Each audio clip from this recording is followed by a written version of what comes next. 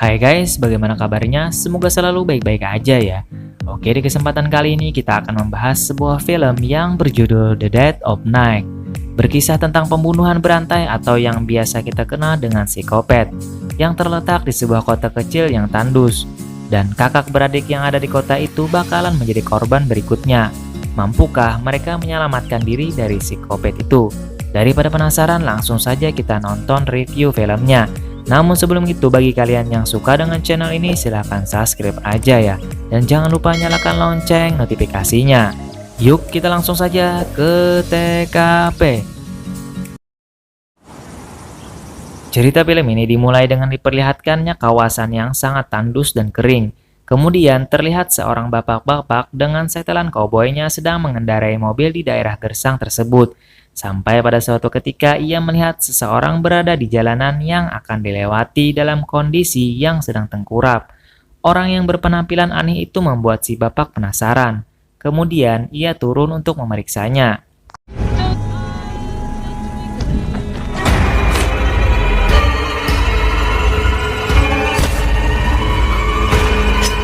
Ternyata itu adalah tipuan, dan si bapak-bapak pun dibunuh kedua orang aneh tersebut. Tak lama kemudian ia melihat selebaran acara yang akan digelar malam nanti. Karena penasaran, orang itu pun langsung pergi ke tempat itu. Dan film The Dead of Night pun dimulai. Kemudian scene dilanjutkan dengan suasana malam di sebuah kota kecil. Pada malam itu, seperti biasa di sana sedang digelar acara menunggang kuda tahunan.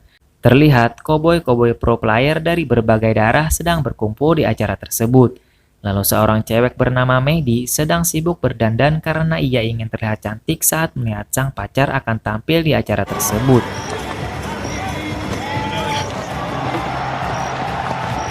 Tanpa berlama-lama, ia bersama satu temannya segera mendekati arena. Sesampainya di sana, ayahnya yang sedang berpidato untuk pemilihan kepala daerah di tempat itu. Tetapi semua orang yang berada di sana tidak begitu suka dengan orang ini. Karena mereka tahu dia adalah seorang yang suka maksa jika membeli lahan warga di kota itu. Tak lama kemudian, pidatonya pun berakhir tanpa tepuk tangan dari para penonton, karena mereka memang tidak menyukainya. Hingga tiba saatnya pacar Maddie akan tampil sebagai pembuka acara. Betapa semangatnya ia melihat sang pacar menunggangi kuda.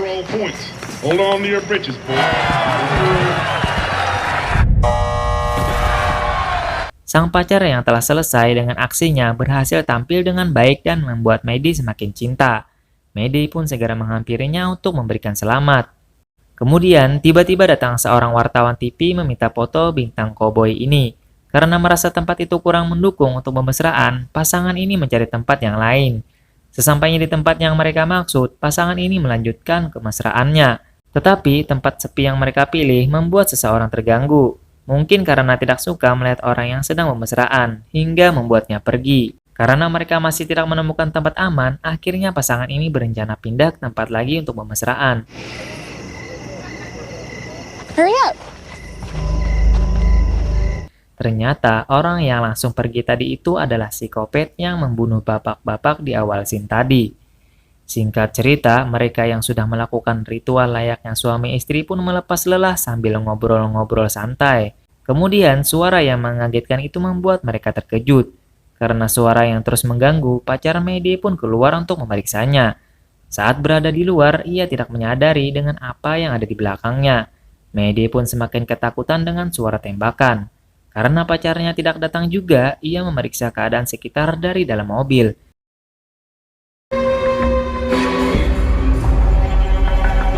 Melihat sosok misterius itu, Maddie pun lari kocar-kacir.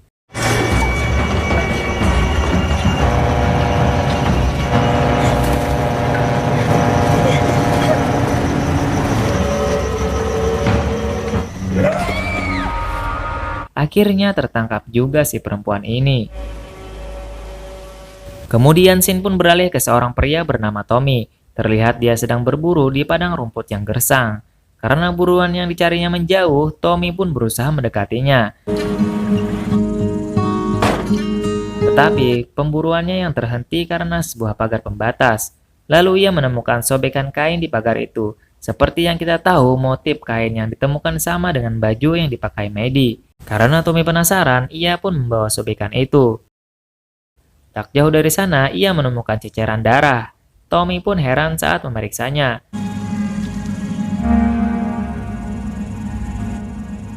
Kemudian, scene beralih ke sebuah kafe. Terlihat Tommy yang sedang minum cappuccino cincau mendapat kabar dari bapak tua temannya bahwa di kota itu telah menghilang seorang pemain rodeo bersama pacarnya. Padahal yang hilang itu adalah salah satu pro player kuda. Lalu Pak Tua itu pun menceritakan bahwa peristiwa itu terjadi saat malam kemarin. Mendengar kabar tersebut, Tommy teringat dengan apa yang baru saja ia temukan. Kemudian dia mengatakan bahwa polisi harus mencari ke sekitar tempat pengusaha ternak di kota itu. Singkat cerita, pihak berwajib pun sudah datang, dan 2 orang polisi segera memeriksa tempat yang dikatakan Tommy. Sesampainya di sana, mereka melihat sebuah mobil yang terparkir. Karena penasaran, mereka pun memeriksanya. Namun ternyata Maddie telah mati di dalam mobil itu. Lalu mereka melanjutkan untuk mencari kekasihnya yang juga dikabarkan menghilang. Tak jauh dari sana, mereka menemukan pria itu sudah mati mengenaskan. Kedua polisi ini pun kaget dengan kematian pasangan ini. Kemudian mereka meminta keterangan dari Tommy atas laporannya. Tak lama kemudian, seorang polisi yang bernama Luke menemui Tommy untuk dimintai keterangan. Luke yang merupakan mantan pacar adiknya itu mengatakan bahwa telah terjadi pembunuhan dari info yang diberikan Tommy. Kemudian Luke menanyakan tentang penemuan mayat yang berlokasi di antara rumah Tommy dan Richard, si calon kepala daerah. Merasa dirinya dicurigai, Tommy menjadi kesal. Namun karena memang tidak ada yang mencurigakan, Luke pun menyudahinya. Lalu mereka pun membicarakan tentang Richard, si tuan tanah yang selalu membeli tanah warga di kotanya itu secara paksa. Kemudian ia memberitahu bahwa tanah milik Tommy dengan seorang temannya yang bernama Ronnie sedang diincar Richard. Lalu si polisi itu pun meyakini bahwa ada motif di balik pembunuhan itu dengan si pemilik tanah. Kemudian scene beralih ke minimarket. Terlihat seorang wanita bernama Johnny sedang membeli bensin di pom mini. Namun di sana ia digoda para cowok berandalan. Johnny pun bergegas meninggalkan tempat itu. Rencananya, Johnny akan menemui Tommy sebelum pergi ke Jerman dan menetap di sana. Saat sedang di perjalanan, ia berpapasan dengan Luke, mantan pacarnya. Dengan segera, Luke pun menghampiri Johnny. Kemudian Luke mengetahui bahwa kepergian Johnny ke Jerman itu bersama pacar barunya. Terlihat di sini, polisi ini sangat cemburu, karena ia masih menaruh hati kepada Johnny. Tak lama kemudian, Johnny melanjutkan perjalanannya. Tapi kali ini, ia merasa aneh dengan kendaraan yang ada di belakangnya. Ternyata kendaraan itu adalah mobil psikopat. Lalu karena Johnny merasa risih, ia membiarkannya duluan.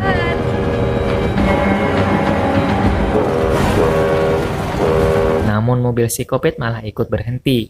Merasa makin aneh, Johnny pun meninggalkannya. Singkat cerita lagi, setelah keanehan yang ia alami di jalanan, Johnny kini bersama kakak dan saudaranya. Terlihat sepertinya Tommy tak suka dengan niat adiknya yang akan pergi ke Jerman, karena ia tak percaya dengan pacar barunya itu. Tapi sepertinya si Johnny memang sudah bulat untuk pergi ke sana.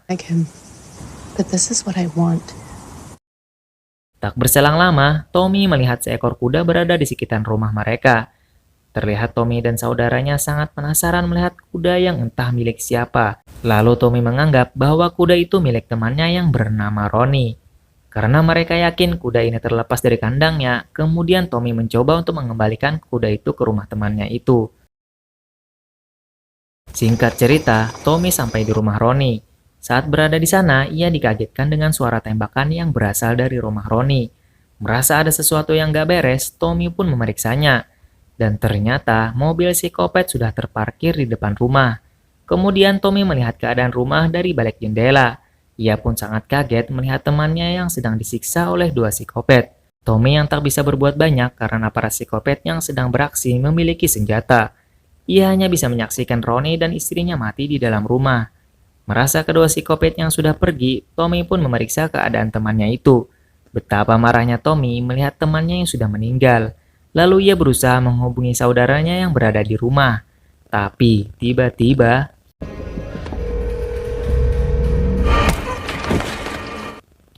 Rupanya, si Kopet masih berada di dalam rumah itu. Karena Juni tahu kakaknya sedang berada di rumah Roni, ia pun memanggil-manggil Tommy. Mendengar suara itu, sontak saja si Kopet pun kesal. Telepon kembali berfungsi setelah ia rusak sebelumnya. Ketika si Kopet lengah, kesempatan itu membuat Tommy berhasil kabur. Namun tiba-tiba, tembakan itu pun berhasil melukai Tommy yang berusaha untuk kabur. Dari kejauhan, Tommy melihat dua psikopat yang berkelakuan seperti serigala. Mereka pun membuat ancaman kepadanya. Kemudian mereka pun pergi setelah berhasil menghabisi Roni dengan istrinya. Kemudian dalam keadaan terluka, akhirnya Tommy berjalan kaki menuju rumahnya. Sementara itu, saudaranya yang bernama Ryan heran dengan Tommy yang tak juga kembali. Lalu ia menunggu Tommy di depan rumah sambil menghangatkan diri pakai air kecubung. Tapi tiba-tiba, melihat lampu gudang yang menyala, ia pun semakin heran dengan dua mobil yang terparkir di gudang. Mobil siapakah itu? Kemudian Ryan pun segera mendekati gudang tersebut. Saat berada di sana, Ryan mulai curiga dengan Tommy yang juga tidak menjawab panggilannya.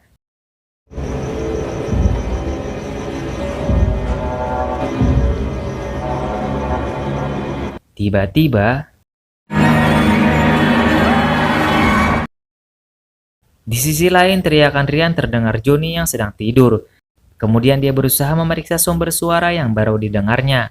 Saat berada di luar, ia melihat mobil Tommy berada di depan gudang. Kira-kira kemana mobil si Kopet tadi? Merasa ada sesuatu yang gak beres, Johnny pun bergegas untuk pergi. Saat Johnny mencari kunci mobil yang hilang, si Kopet itu kini mengintai dirinya. Lalu Johnny mengambil sebuah pistol yang biasa ia simpan untuk berjaga-jaga. Keadaan semakin membuatnya takut hingga akhirnya ia menemui Amber saudaranya itu. Lalu ia mempertanyakan keberadaan Ryan yang sudah hilang. Jelas, Amber kaget karena ia juga tak sadar suaminya sudah tidak ada di sampingnya. Lalu mereka melihat sebuah topi dari orang yang tak dikenal berada di rumah. Lalu tiba-tiba, rupanya si Kopet yang berkelakuan seperti serigala itu sedang meneror mereka. Karena takut, akhirnya mereka berdua segera pergi. Dalam keadaan yang penuh ketakutan, mereka menuju mobil Tommy untuk segera pergi. Namun sialnya, kunci mobil Tommy juga sudah diambil si Kopet. Akhirnya, mereka hanya bisa bersembunyi di dalam mobil. Tak lama kemudian, Ryan yang sudah tak berdaya keluar dari dalam gudang. Amber pun kaget melihat suaminya yang sudah dalam keadaan seperti itu. Kemudian si Kopet menampakkan diri dari dalam gudang untuk menghabisi Ryan. Sementara itu, Juni yang memiliki pistol hanya bisa mengancamnya. Tembakan peringatan dari Juni sedikit pun tidak membuat si Kopet itu gentar. Hingga akhirnya Ryan pun tewas disembelih dan langsung dibawa masuk ke dalam gudang. Melihat keadaan itu, Amber dan Juni pun histeris. Mereka hanya bisa menangis tanpa bisa berbuat apa-apa. Lalu, tiba-tiba, si Kopet itu seperti mempermainkan korbannya yang hanya menakut-nakuti dari luar mobil. Tak lama kemudian, si Kopet itu terus melakukan teror agar Juni dan Amber keluar dari mobil.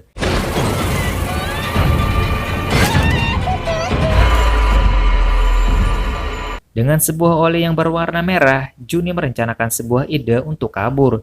Kemudian ia mengatakan agar bertemu di suatu tempat yang sudah disepakati.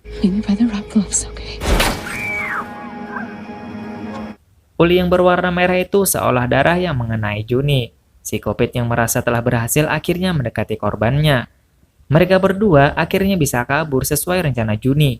Juni yang berhasil lolos tak mengetahui bahwa si Kopet itu tak cuma satu. Juni pun akhirnya dihajar sampai tak mampu berlari lagi. Tommy pun akhirnya datang tepat pada waktunya dan langsung baku hantam dengan si Kopet itu. Si Kopet pun akhirnya berhasil ditembak Johnny.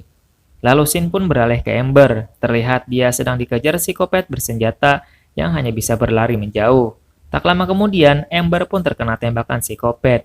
Amber pun tewas seketika. Kembali ke Tommy dan Johnny, mereka tahu si Kopet satunya lagi akan datang. Mereka pun membuat persiapan saat berada di dalam rumah. Saat sudah kembali, mereka menipunya dengan mayat temannya yang sudah mati. Tapi mereka kaget saat mengetahui Amber juga sudah dibunuh si Kopet itu. Saat mengetahui temannya sudah mati, terlihat si Kopet itu pun sangat kesal. Karena ini menjadikan kesempatan Tommy untuk menembaknya, mereka akhirnya berhasil ke mobil untuk segera kabur.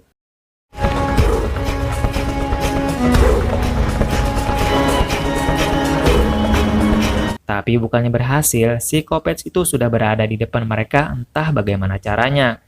Tembakan itu berhasil membuat Tommy tak berdaya. Namun dengan tenaga yang masih tersisa, Tommy berhasil menangkap si Kopetnya akan menyakiti Johnny. Tak lama kemudian, Luke datang tepat pada waktunya. Tanpa berlama-lama, Luke menembak si Kopet itu sampai jatuh. Namun, tanpa diduga, Luke juga menembak Tommy sampai tewas. Terlihat ia begitu kesal dengan Johnny yang telah meninggalkan dirinya saat lagi cinta-cintanya.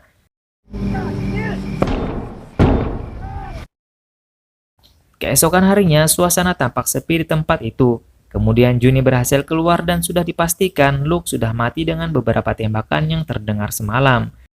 Kemudian, scene beralih seperti di awal film tadi, di mana seseorang yang sedang berkendara melihat sosok yang sedang tengkurap menghalangi jalan. Karena penasaran, ia pun berusaha mendekatinya. Ia melihat ceceran darah yang membuatnya menjadi semakin penasaran. Namun, ternyata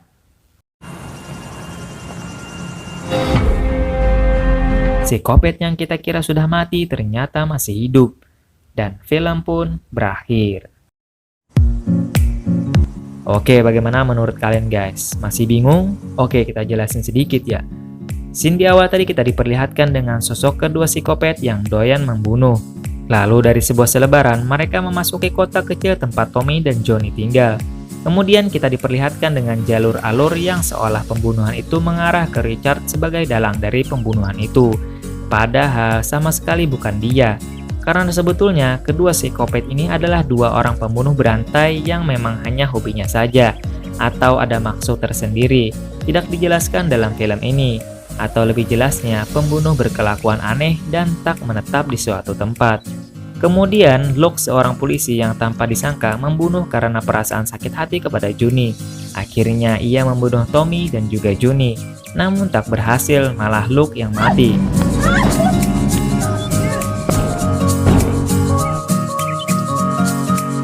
Kemudian, scene diakhiri dengan adegan yang sama dengan scene pertama. Dan ternyata, si Kopet yang masih hidup mungkin saja karena tembakan semalam tidak mengenai organ vitalnya, sehingga dia melanjutkan petualangannya. Oke, sampai di sini dulu pembahasan kita ya. Bagi kalian yang suka dengan video ini, silahkan subscribe aja. Dan jangan lupa nyalakan lonceng notifikasinya. Sampai bertemu lagi di next video. Dadah!